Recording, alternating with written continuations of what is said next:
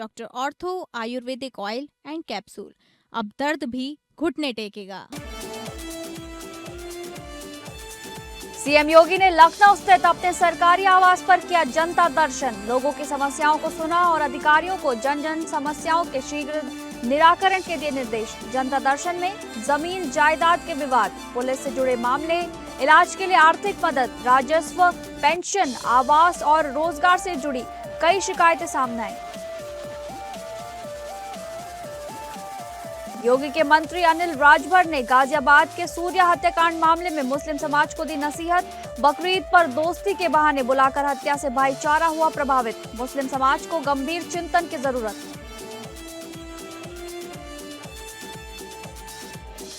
देवरिया में खनुआ नदी संरक्षण अभियान में कृषि मंत्री सूर्य प्रताप शाही ने खुद संभाली कमान। मंत्री ने स्थानीय ग्रामीणों और अधिकारियों संग नदी की सफाई में लिया हिस्सा। लोगों से नदियों को स्वच्छ रखने की अपील।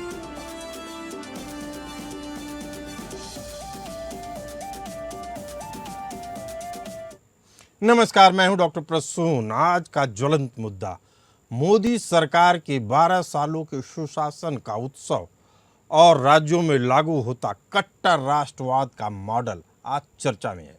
असल में 10 साल के बाद 12वां साल मोदी के लिए बेहद अहम है और 10 तारीख यानी 10 जून 2026 को प्रधानमंत्री नरेंद्र मोदी भारत के इतिहास में सबसे ज़्यादा लगातार सबसे लंबे समय तक निर्वाचित प्रधानमंत्री का रिकॉर्ड बना रहे हैं। प्रधानमंत्री नरेंद्र मोदी के नेतृत्व वाले केंद्र सरकार के 12 वर्षों के कार्यकाल पर दोनों मुख्यमंत्रियों यानी सीएम योगी और सीएम धामी द्वारा जारी साझा गौरव गाथा बयान बेहद अहम है। इस बयान ने राजनीतिक गलियारों में एक नई बहस को जन्म दे दिया है। लेकिन सबसे पहले बात मोदी के नए रिकॉर्ड की। 10 जून 2026 के इस ऐतिहासिक दिन पर पीएम मोदी लगातार पद पर बने रहते हुए अपने 4399 दिन पूरे कर लेंगे और देश के पहले प्रधानमंत्री पंडित जवाहरलाल नेहरू के 62 साल पुराने रिकॉर्ड को पीछे छोड़ देंगे। भारत के पहले आम चुनाव यानी 1952 के बाद प्रधानमंत्री जवाहरलाल नेहरू लगातार 4398 दिनों यानी 13 मई 1952 से 27 मई 1964 तक निर्वाचित प्रधानमंत्री बने रहे। 10 जून को पीएम मोदी इस संख्या को पार कर जाएंगे। पीएम मोदी का 12 सालों से अधिक का कार्यकाल हो चुका है। नरेंद्र मोदी ने 26 मई 2014 को पहली बार प्रधानमंत्री पद की शपथ ली थी। तब से लेकर अब तक वे लगातार इसी पद पर बने हुए हैं। इससे पहले साल 2025 में उन्होंने पूर्व प्रधानमंत्री इंदिरा गांधी के लगातार सबसे लंबे समय तक पद पर बने रहने का रिकॉर्ड तोड़ा था। पंडित नेहरू का कुल मिलाकर 6130 दिनों का प्रधानमंत्री रहने का रिकॉर्ड है। लेकिन 15 अगस्त 1947 को मिली आज़ादी से लेकर पहले आम चुनाव तक यानी 13 मई 1952 तक उनका कार्यकाल लोकतांत्रिक रूप से चुनी हुई सरकार के रूप में नहीं था। इसीलिए लोकतांत्रिक रूप से निर्वाचित होकर लगातार सरकार चलाने के मामले में पीएम मोदी अब शीर्ष पर आ रहे हैं। यह उपलब्धि मतदाताओं की संख्या यानी 17 करोड़ से बढ़कर 96 करोड़ से अधिक होने और राजनीतिक दलों की भागीदारी 53 से बढ़कर 744 होने जैसे कड़े चुनावी परिदृश्यों के बीच हासिल हो रही है।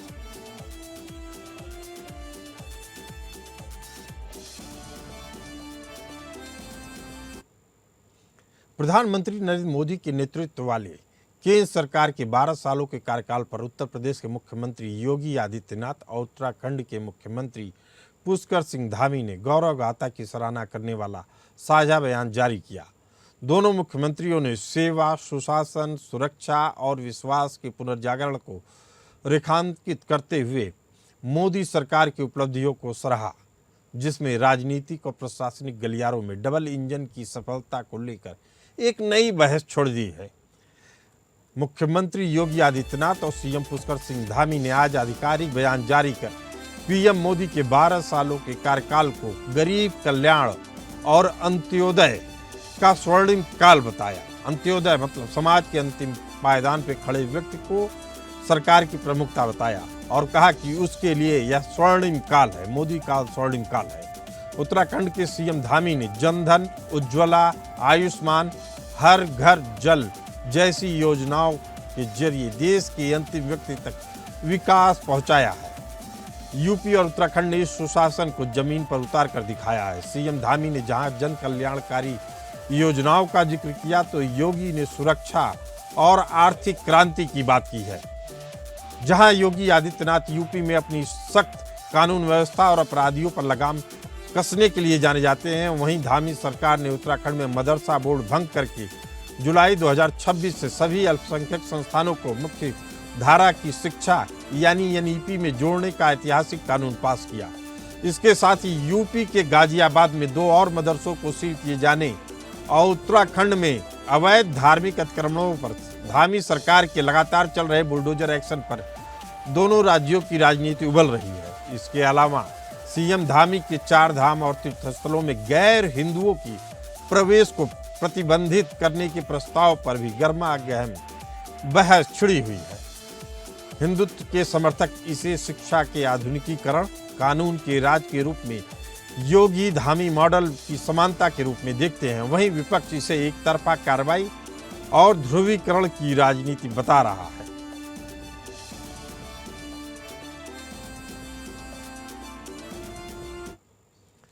इसी मुद्दे पर चर्चा करने के लिए हमारे साथ मौजूद हैं राजनीतिक विश्लेषक निपुल आलम बायन जी, कांग्रेस प्रवक्ता मान सिंह जी और वरिष्ठ पत्रकार राकेश त्रिपाठी जी। आप तीनों मेहमानों का बहुत बहुत स्वागत है।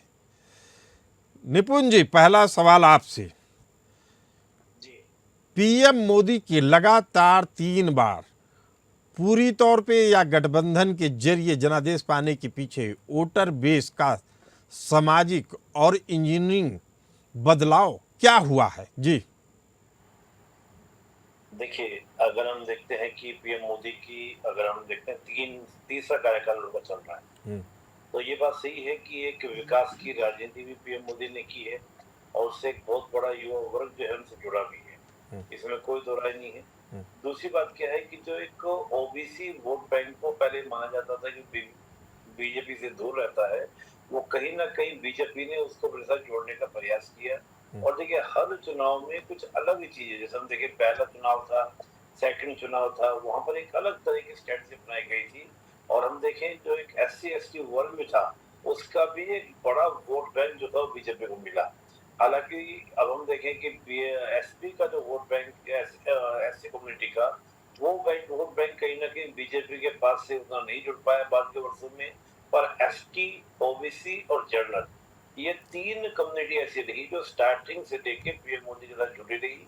और निश्चित रूप से देखिए, एक जो इमेज बनी है भारत की, चाहे वो इंटरनेशनल इमेज हो या नेशनल इमेज हो, हम ये तो कह ही सकते हैं कि भारत का इंफ्रास्ट्रक्चर जिस प्रकार से डेवलप हुआ इन पिछले 12 सालों में, ऐसा पहले हमको देखने को नहीं मिला। जिधर जाए उधर आपको पहले देखने को नहीं मिला। लेकिन जब हम बात कर रहे हैं कि पीएम मोदी 12 सालों से लगातार प्रधानमंत्री बने हुए हैं, तो ये बेहद बड़ी बात है।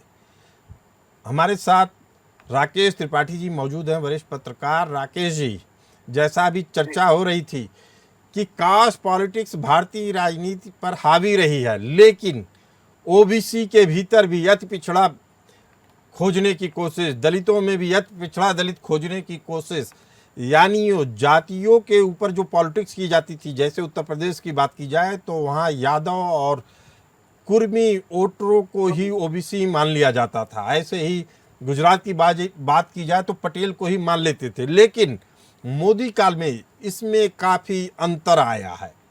अब सवाल उठता है कि अब मोदी कार्यकाल में एक और वर्ग जुड़ा है जिसको लाभार्थी वर्ग कहते हैं। यह गैर जातिगत वोटर बैंक तैयार हुआ है। इस कार्यकाल के दौरान सांस्कृतिक राष्ट्रवाद, आर्थिक सशक्तिकरण के कॉम्बिनेशन ने विपक्ष के जातिगत जनगणना और क्षेत्रीय गठबंधनों के नैरेटिव को वैचारिक स्तर पर कैसे बेअसर किया है? राकेश जी। देखिए प्रसून जी, आप समाजवादी पार्टी के शासन की बात करें, यूपी की अगर बात करें, आप देखें तो बैकवर्ड में आते हैं तो बहुत सारी जातियां आती हैं, लेकिन आप उसमें देखें तो 2 ही सशक्त जातियां हैं और वो है यादव और कुर्मी। तो मुझे ये कहना है कि एक्चुअली क्या होता है क्या होता है कि सीटें चाहे जितनी हो नौकरियों में, सरकारी नौकरियों में, लेकिन उसका लाभ यादव ही पाते हैं। 11% है, लेकिन लाभ उसका पूरा का पूरा 27% वही ले जाते हैं। ये कोशिश ये हो रही है कि दूसरी जातियां जो उसमें बहुत ज्यादा पिछड़ी हो उनको प्रश्रय दिया जाए, उनको भी ये सुविधा दी जाए। और आगे आने वाले सालों में आप देखेंगे कि रिजर्वेशन विद इन रिजर्वेशन होगा, मतलब जिसकी जितनी संख्या होगी उतनी वो मिलेगी। यादव अगर 11% है तो 11% ही सीटें मिलेंगी। तो ये जिस दिन भरोसा हो जाए दूसरी अति पिछड़ी जातियों को, तो वो उस दिन मोदी के साथ आ जाएगा। तो मुझे लगता है कि ये काम हो चुका है, इसीलिए मोदी जी बने हुए हैं। मान सिंह जी, प्रवक्ता कांग्रेस, हमारे साथ मौजूद हैं। मान सिंह जी, क्या वास्तव में ग्राउंड लेवल पर यूपी उत्तराखंड का विकास मॉडल जनता की उम्मीदों पर खरा उतर रहा है? तो सर, आपके सभी चैनल दर्शकों को और पैनलिस्ट में उपस्थित साथियों को मेरा नमस्कार। सर, मैं पहले तो ये कहना चाहूंगा कि विषय हमारा क्या है। विषय जो हमारा है, हम उस विषय से विषयांतर हो रहे हैं। हमारा विषय जो है वो 12 साल की गौरव गाथा का विषय है, और विषय हमने चुन लिया है जाति और धर्म। नहीं, गौरव जी, पहले हम सुन लीजिए। अभी गौरव जी भी प्रवक्ता हैं, गौरव मिश्रा जी भी हैं प्रवक्ता बीजेपी, और आप भी हैं मान सिंह जी प्रवक्ता कांग्रेस। आपको बता दूं कि 11 सालों की जो प्रचार हो रहा है, उसके कहा जा रहा है उसका आधार अगर देखना है तो यूपी और उत्तराखंड को देखना चाहिए। योगी मॉडल और धामी मॉडल की तर्ज पे इसको देखना चाहिए। यानी केंद्र की सत्ता को इस तरीके से दिखाया जा रहा है कि पूरे देश में अगर मॉडल देखना है तो देख लीजिए कानून का राज कैसे होता है, विकास कैसे हो रहा है।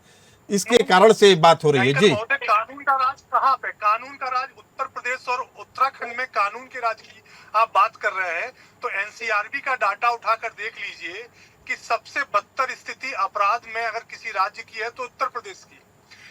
उत्तराखंड इस समय उत्तराखंड मान सिंह जी, सुन तो लीजिए। आप जो आंकड़े बता रहे हैं वो पुराने आंकड़े बता रहे हैं, आपको अपने आंकड़ों को। भारतीय जनता पार्टी के नेता रेप में एलिज्ड है और उनके ऊपर एफआईआर नहीं हो रही है, जिसके लिए पूरा प्रदेश सड़क पर था। ये कौन सा उत्तराखंड का मॉडल, उत्तर प्रदेश का मॉडल आप बता रहे हैं? उत्तर प्रदेश का मॉडल, आप उत्तर प्रदेश में एंकर महोदय, आपको मालूम है रेवेन्यू का सबसे बड़ा सोर्स क्या है? रेवेन्यू का सबसे बड़ा सोर्स उत्तर प्रदेश में दारू बेचकर सरकार पैसा उगाही कर रही है। एक्साइज टैक्स से सबसे ज्यादा धन आ रहा है। एक सरकार, कल्याणकारी सरकार, जो कि शुद्ध रूप से। मान सिंह जी, आप ऐसी बातें कह रहे हैं, दर्शकों को दिग्भ्रमित कर रहे हैं। राकेश त्रिपाठी जी कह रहे हैं एक्साइज किसी भी राज्य का सबसे बड़ा आय का स्रोत होता है, जो सच्चाई है। श्रीमान जी, मेरे कहने का मतलब ये है कि आप मॉडल कौन सा दे रहे हैं? ये कौन सा बेहतर मॉडल है कि एक राज्य जो कि टोटली महाराष्ट्र जैसा राज्य क्यों एक्साइज पे डिपेंडेंट नहीं है? कर्नाटक जैसा राज्य एक्साइज पे क्यों डिपेंडेंट नहीं है? तमिलनाडु क्यों? अरे मान सिंह जी, अभी उत्तर प्रदेश भी नहीं है। इंडस्ट्रियल ग्रोथ आप देखिए, सुनिए मेरी बात। अब आप चूंकि बोल रहे हैं तो इंडस्ट्रियल ग्रोथ की बात करें। इस समय जो ढांचा बना हुआ उत्तर प्रदेश का, नोएडा सबसे ज्यादा रेवेन्यू जनरेट करने वाला था मुंबई के बाद, उसके बाद अब गाजियाबाद भी आ गया है। दिल्ली से टक्कर ली जा रही है, मामला आर पार का है। 1 ट्रिलियन इकोनॉमी की तरफ जा रहा है, निवेश की भरमार हो रही है। आप अभी एक्साइज पे ही रुके हुए हैं, डाटा अपडेट करना चाहिए। सुन लीजिए मान सिंह जी मेरी बात। अगर आपने रोल मॉडल बताया कि उत्तर प्रदेश और उत्तराखंड का रोल मॉडल दिया जा रहा है, तो इन दोनों प्रदेशों में रोल मॉडल के लिए क्या है? आखिर ऐसा कौन सा आपने 8 सालों में, 10 सालों में, 12 सालों में आपने ऐसा कौन सा ट्रेमेंडस चेंज कर दिया जिसको आप रोल मॉडल बता रहे हैं? रेवेन्यू के लिए आप टोटली डिपेंडेंट केंद्र सरकार पर है। यहाँ पर आप स्टेट में आप एक्साइज से और दूसरा स्टाम्प से ले रहे हैं। स्टाम्प इस समय उत्तर प्रदेश का रेवेन्यू सबसे भ्रष्ट डिपार्टमेंट पे इसका सर्वे हो रखा है। आप 2 सोर्स ऑफ इनकम आपके हैं, दोनों के दोनों सोर्स ऑफ इनकम आप जनता को चूज करके निकाल रहे हैं। आप ऐसा कौन सा रोड मॉडल दे रहे हैं? अपराध में मान सिंह जी, मैं पूछ रहा हूँ, मैं आपसे फ्रॉड में उत्तर प्रदेश नंबर 1 है, पेपर लीक होने में उत्तर प्रदेश नंबर 1 है, बेरोजगारी में उत्तर प्रदेश नंबर 1 है। आप भुखमरी की स्थिति देख लीजिए, उत्तर प्रदेश में सबसे ज्यादा भुखमरी के कांड आ रहे हैं। महिलाओं की, मान सिंह जी, मैं अगर आपकी बात मान भी लूं, सुन लीजिए मान सिंह जी, मैं आपकी बात मान भी लूं तो उसका जवाब मैं भी दे सकता हूं, लेकिन मैं चाह रहा हूं कि गौरव मिश्रा प्रवक्ता बीजेपी इसका जवाब दें। अभी तक वह जुड़ नहीं पाए हमसे, लेकिन आप बेहद अहम बात बता रहे हैं। हम चर्चा कर रहे हैं मोदी, पीएम मोदी के 12 साल पूरे हो रहे हैं। वह सबसे ज़्यादा समय तक प्रधानमंत्री बने रहने वाले पहले प्रधानमंत्री बन जाएंगे जो लोकतांत्रिक तरीके से चुनी गई सरकार के प्रधानमंत्री हैं। लेकिन जो उदाहरण दिया जा रहा है, कहा जा रहा है कि अगर सफलता का मॉडल देखना है तो उत्तर प्रदेश और उत्तराखंड को देखना चाहिए। सवाल फिर उठता है कि आखिर जो कांग्रेस प्रवक्ता भी कह रहे हैं मान सिंह जी कि ये कैसा मॉडल है, लेकिन जनता को जो समझ में आ रहा है वो कुछ और समझ में आ रहा है। निपुण जी, राजनीतिक विश्लेषक के तौर पे हम जानना चाहेंगे आपसे कि आज की डिबेट में बड़ा सवाल यही है कि क्या विकास से ज्यादा सांस्कृतिक राष्ट्रवाद एजेंडा बन चुका है? नहीं, देखिए, विकास अपनी जगह है, सांस्कृतिक राष्ट्रवाद अपनी जगह है, और मैं मानता हूं कि सांस्कृतिक राष्ट्रवाद ने भी अपनी एक पहचान बनाई है। उसका भी लाभ बीजेपी को मिल रहा है, चाहे हम उसको धार्मिक रूप से जोड़े, चाहे हम कल्चर के रूप से जोड़े। लेकिन विकास का भी जो एक हमने देखती है धारा, क्योंकि आप बात करें जब पब्लिक से तो यही बात बोलती है कि देखिए जिस प्रकार से हाईवे बन रहे हैं, तमाम तरह की चीजें डेवलपमेंट हो रहा है, उसका इम्पैक्ट कहीं ना कहीं बीजेपी गवर्नमेंट को डायरेक्ट मिल रहा है। और खासतौर से युवा वर्ग में अगर हम कुछ मामले हटा दें तो इस बात को लेकर बहुत हैप्पीनेस है कि हमारे रोड डेवलप हो रहे हैं। और सांस्कृतिक राष्ट्रवाद का भी एक अलग इम्पैक्ट, देखिए सांस्कृतिक राष्ट्रवाद यानी कि अपनी जड़ों को जाने, और जड़ों को लेकर जब हम देखते हैं कि भारत के अंदर आप देखते होंगे जो रीजनल सॉन्ग्स जो होते हैं यानी जो धार्मिक गीत हैं, उस तरह के सिंगर्स भी आपके बहुत बढ़ चढ़ कर आए हैं। इसका कारण ही यही है कि लोगों में उस तरह की चेतना का डेवलपमेंट, जिसका पूरा का पूरा श्रेय या पूरा पूरा लाभ उठाने का प्रयास जो है वो बीजेपी ने किया। बीजेपी इसमें कहीं ना कहीं कामयाब भी होती हुई दिख रही है। चलिए मान सिंह जी, अब सवाल यही उठता है कि जिस सांस्कृतिक विरासत की बात की जाती है उससे कांग्रेस को ऐतराज क्यों है? जी, कांग्रेस को, एंकर महोदय, कांग्रेस को सांस्कृतिक पहलू पर कहां किसी से समस्या है? कांग्रेस ने सांस्कृतिक पहलुओं को जितना मजबूत किया है, नेशनल स्कूल ऑफ ड्रामा किसने स्टैब्लिश किया? शायद मुझे समझ में नहीं आ रहा है कि वही नेशनल स्कूल ऑफ ड्रामा था। सुन लीजिए मान Singh ji, national school of drama था जिसमें देश विरोधी बातें चलती थी। आज देश की एकता की बातें चल रही हैं। जेएनयू आपने बताया था, जेएनयू को आपने कहां लाके खड़ा कर दिया कि देश के टुकड़े होने लगे, लेकिन आज जेएनयू में देशभक्ति के नारे गूंज रहे हैं। जामिया की बात की जाए तो जामिया में देश विरोधी लोगों का अड्डा हो गया था, पुलिस को लाठीचार्ज करना पड़ता था, लेकिन आज जामिया राष्ट्रवाद की दोबारा पहचान साबित बन रहा है। बताया जाता है आपकी तरफ से, आपके पार्टी के लोगों की तरफ से कि राम जी मांस खाते थे, जिसका विरोध हुआ, पुरजोर विरोध हुआ, आपके नेता विरोध करते हैं। अब सवाल यही उठता है कि आपको या तो मुझे बताना पड़ेगा कि सांस्कृतिक राष्ट्रवाद क्या है। एंकर महोदय, आपका कथन जो है कि आपका राष्ट्र विरोधी गतिविधियों का केंद्र, तो जब राष्ट्र विरोधी गतिविधियों का केंद्र है तो आप निर्मला सीतारमण जी को क्यों रखे हुए हैं? अरे कौन कह रहा है? फिर बात ट्विस्ट कर रहे हैं। मैं कह रहा हूं आपके समय में क्या होता था और आज की डेट में क्या हो रहा है। वंदे मातरम से गूंज रहा है जेएनयू, जामिया गूंज रहा है जय हिंद वंदे मातरम, लेकिन आप सुनना नहीं चाह रहे हैं। आप क्या है कि आप बातों को ट्विस्ट करना चाह रहे हैं। हमारे दर्शक बहुत ही पढ़े लिखे लोग हैं, आप समझ लीजिए मान सिंह जी, बातों को ट्विस्ट करके कुछ निष्कर्ष नहीं निकलना है। जो असल सवाल है, सुनिए मान सिंह जी, जो असल सवाल है जो आपकी तरफ से मैं पूछ रहा हूं, राकेश त्रिपाठी जी, विपक्ष इसे केवल राजनीतिक और चुनावी प्रोपेगेंडा बताता है, जबकि बीजेपी इसे सुरक्षा और सुशासन के नैरेटिव के रूप में पेश कर रही है। आखिर चल क्या रहा है राकेश त्रिपाठी जी?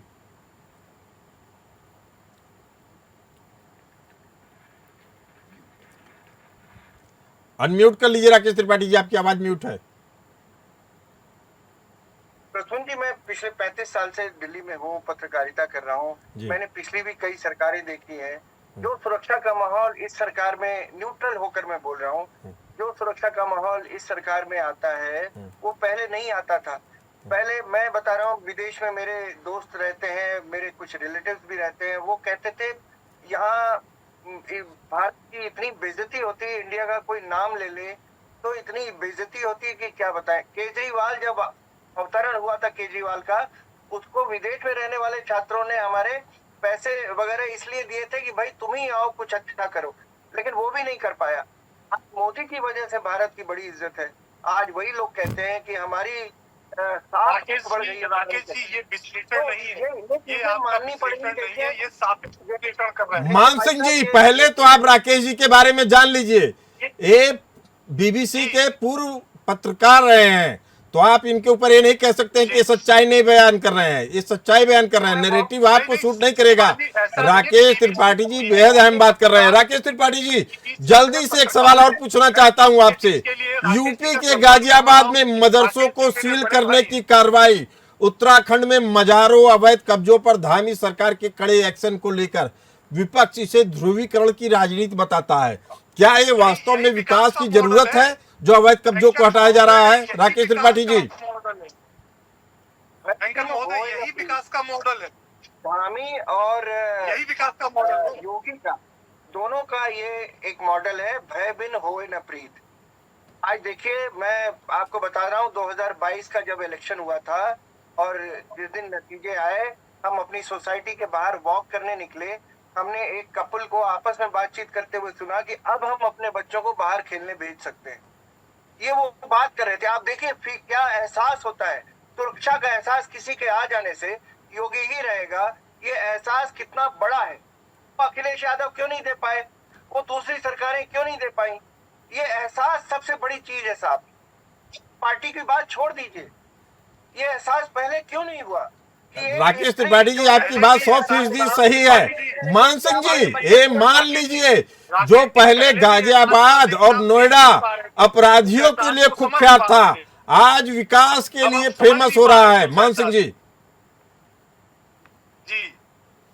आप राकेश जी, मैं आपसे कहूं, उस एहसास को आप समझ नहीं पा रहे थे क्योंकि आप अपनी कॉलोनी तक ही सीमित थे, आप अपनी सोसाइटी तक ही सीमित। मान सिंह जी, दिक्कत ये है कि आपको जब कोई आईना दिखाता है तो आप उसको, या तो आप कुछ वरिष्ठ पत्रकारों को जानते नहीं। राकेश त्रिपाठी जी देश दुनिया घूमे हुए हैं, इतने देशों की यात्रा की है जितनी अभी आपके पासपोर्ट में मुहर नहीं लगी होगी। बड़े भाई को नमस्कार भी कर रहा हूं, लेकिन तथ्य जो है, तथ्य जो मैं बता रहा हूँ, अगर राकेश जी बुलडोजर ही कानून व्यवस्था का एक उदाहरण स्थापित करना चाहता है, जब कानून व्यवस्था उसी पैमाने पे सुधरेगी तो उसका प्रयोग करने में किसी को नहीं हिचकना चाहिए। आप दोनों, आप तीनों लोग इस खास चर्चा में आए, आप लोगों का बहुत बहुत धन्यवाद। फिलहाल इस चर्चा में इतना ही, हमें दीजिए इजाजत, चलते रहिए समय के साथ।